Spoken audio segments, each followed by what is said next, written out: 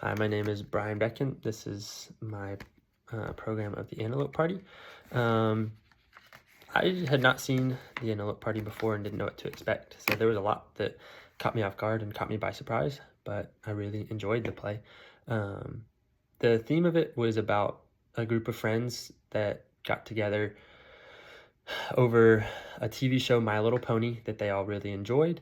Uh, and at first, the friend group seemed like this fun friendship type group that just got together once a week to um, play a game that they had made up. But then, as the play went on, it was obvious that their loyalty to each other started to get questioned, and there was a lot of fear and paranoia that crept into the friend group. Um, and so I would say the theme of it is about how communities that start out supportive can take a dark turn when paranoia takes over. So I enjoyed the play. I think its message had a really good meaning. But the main characters and their motivations, the main characters were Zachary Banish playing Sean, um, and then Brandon Price playing Doug, um, Bakari Prigg playing Ben, Jada Smith playing Maggie, Destiny Steele playing Rachel, and then Clara Weldon playing as Jean. Their motivations um, were all kind of shifted as the play went on. For instance, like Sean, he becomes super controlling and very motivated to um, be involved with the Antelope Party. Doug was kind of a rogue agent. It never really closed out what his motivations truly were, whether he was actually involved with the Antelope Party or whether he was still trying to undermine them. But their motivations turned from being a harmless friend group to a group that's just absolutely destroyed by fear and paranoia, and their loyalty to each other was just shattered as the play went on because they didn't know who they could trust. I think the best actor in the play was Sean, or Zachary Banish playing Sean. He he definitely nailed Sean's transformation from a friendly, awkward guy into a manipulative and honestly kind of terrifying version of himself throughout the play. Um, and it was a really good transformation.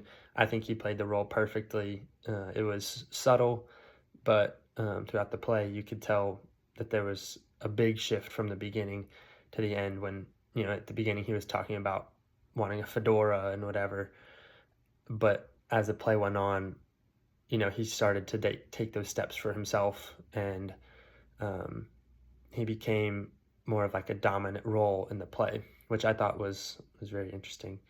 The set was I liked the set. It was comfy, it was cozy, it made you feel like you were involved with the play.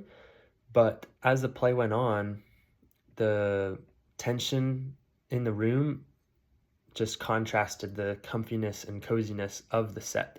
You could tell as the group's dynamic shifted and got darker, that coziness just didn't feel the same. And it contrasted how at the beginning of the set you felt that the group was just this warm, fuzzy, loving group.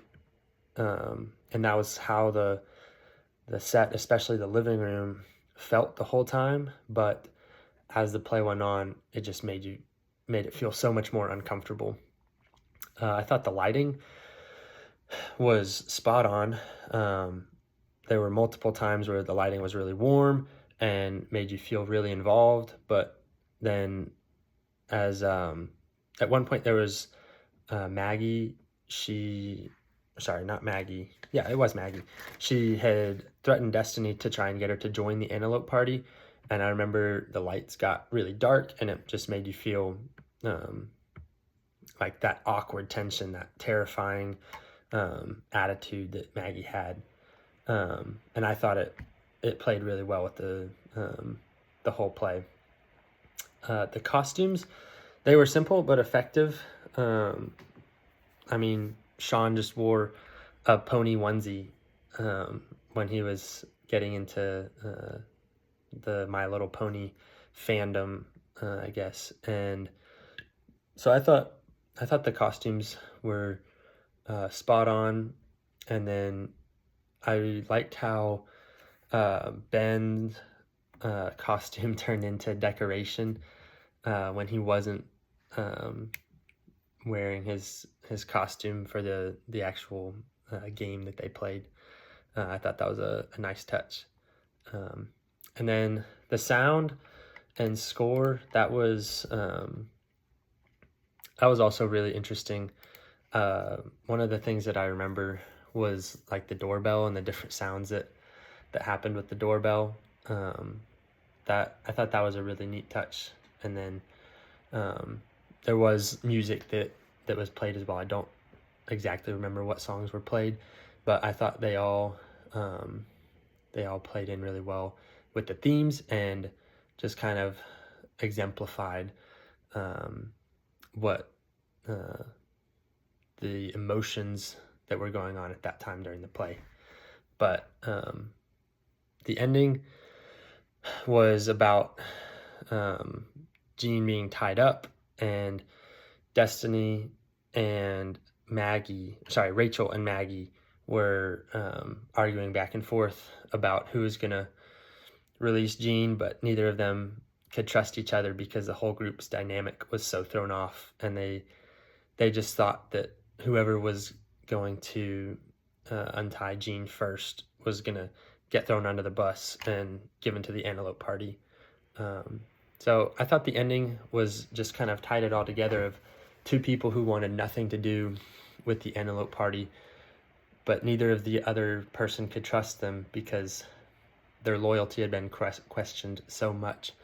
And it was just a really good ending to the play. I feel like it left even myself confused as to like the loyalty of everybody during the play. And it was kind of the same with Doug. You didn't really know where he stood, but the ending with Rachel and Maggie just kind of closed it all out, with them arguing and both wanting to untie Jean and release Jean and go to Canada, but not wanting to get betrayed by the other person in the room.